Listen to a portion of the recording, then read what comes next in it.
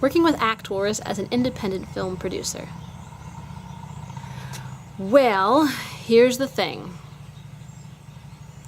If you get your friends, well, obviously your friends probably are not actors, unless you are an actor.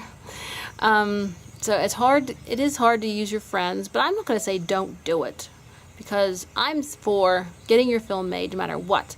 And I also believe you can turn a bad actor into a good actor. But, of course, then I'm an actor and a director, and I've had lots of experience, so if you haven't, I don't know if you can do it. But anyway, so if you would like to get better actors, try your local community theater. I think a lot of them would do it for free for experience. So you have options. And yeah, so that's one way. And also one thing you need to watch is if you're planning on distributing your film, you know, widely. I mean, even if you want it on YouTube, it's a good idea to have them sign release forms. So even if you're not paying them, have them sign a release form.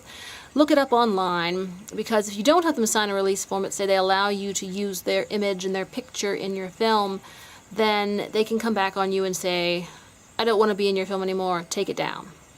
That happened to me a couple of times. So it's not fun. It is not fun, because like I said, I don't like doing the release forms, just for YouTube that is, because you know, I feel like I'm being so formal and so hard and picky. I'm like, oh, if I make them sign a release form, they won't be in my movie. Yeah, but if they're in it and then they tell you to take it down, it won't do you any good. So either way. And if you're having kids in your show, make their parents sign the release form, because you don't want to lose the rights to your film over that. And it is hard to get actors to show up. So remind them, if you told them to be there a week ago, day before, you remind them, ask them, are you coming? Okay? Because you need to remind them. If they're not professionals, I mean, even if they are professionals, you know. But, let's see. Actors, keep them busy on the set. And it also helps if you schedule them differently. Here's, like I said, you schedule like, you're doing so many scenes in the morning with this and this actor. Do them in the morning. And then you want a larger group for the afternoon, and the people in the morning can leave.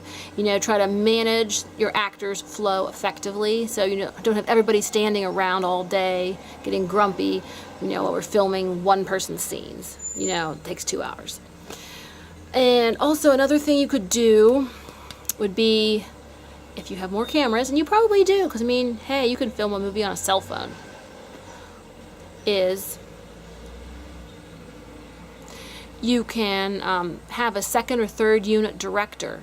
If you have help on your video, have a couple other helpers, you know. But of course for this you have to have actors and scenes that are in one spot and don't overlap. You know, if you have Johnny and Mary are in the scene out on the porch, okay, and then you have Bill and Mary in eating dinner in the dining room, conversation scene, and you have, you know, 6 gang members out in the alleyway.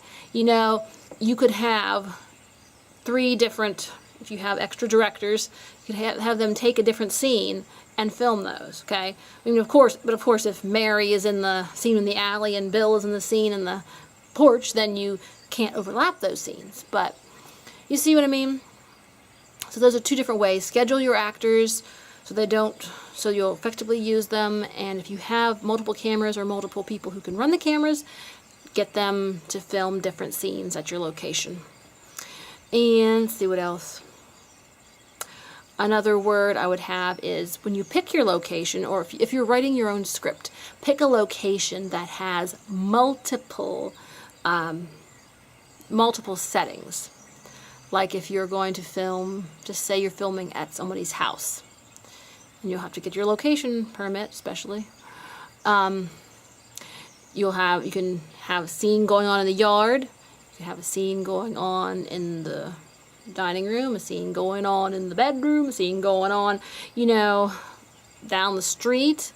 You take advantage of the different location opportunities within that locale, because, you know, picking up your stuff and moving to a new location, moving to locations always takes time away from your shoot, and, you know, you have to get your actors back at a certain time. Scheduling is always a problem, because always at the last minute the actors are like, oh, I have to leave early, or ooh, I can only stay an hour. You're like, oh no.